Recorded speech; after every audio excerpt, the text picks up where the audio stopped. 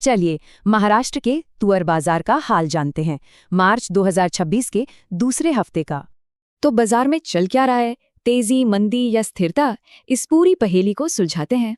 कहानी इतनी सीधी नहीं है। यहाँ सालाना ग्रोथ, महीने भर की गिरावट और हफ्ते भर की स्थिरता सब एक साथ दिख रहा है। तो सबसे पहले बाजार की बड़ी तस्वीर देखते हैं। शुरुआत करते हैं कीमतों के ट्रेंड से। फरवरी के पीक के बाद कीमतें अब ठीक हो रही हैं, पर पिछले साल के औसत से अभी भी मजबूत हैं। और दिलचस्प बात यह है कि सप्लाई भी यही पैटर्न दिखा रही है। एक गिरावट के बाद अब तेजी से रिकवरी हो रही है। ये आंकड़ा है इस हफ्ते की कुल आवक का, जो पिछले हफ्ते से 95% ज्यादा है। अब देखते हैं कि इस बाजार में पावर किसके हाथ में है।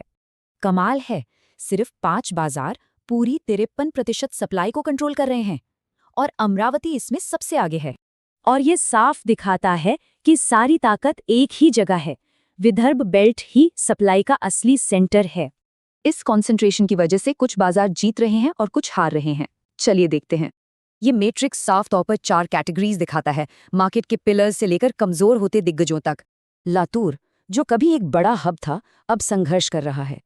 पिछले साल से आवक में 76% की भारी गिरावट है। इसके उलट डीग्रेस जैसे उभरते खिलाड़ी जबरदस्त तेजी से आगे बढ़ रहे हैं, 981% की सालाना ग्रोथ के साथ। अब एक दिलचस्प पहेली देखते हैं जो एक छिपे हुए ट्रेंड का खुलासा करती है।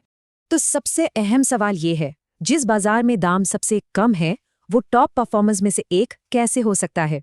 नंदुरबार में राज्य की सबसे कम कीमत है 5,750 रुपये। फिर भी इसकी रिकवरी रेट सबसे ज्यादा में से एक है। इससे लगता है कि बड़ी संस्थागत खरीद हो रही है, जो कम कीमत वाले इलाकों को ऊपर खींच रही है और मौके बना रही है। तो इस सब का क्या मतलब है? इस पूरे एनालिसिस से हमें क्या सीख मिलती है? 3 मुख्य रणनीतियां सामने आती हैं। पहली, खरीद और लॉजिस्टिक्स का पूरा फोकस विदर्भ बेल्ट पर होना चाहिए। दूसरा, लातूर की गिरावट एक बड़ी चेतावनी है, सप्लाई के लिए नए सोर्स देखने की जरूरत है।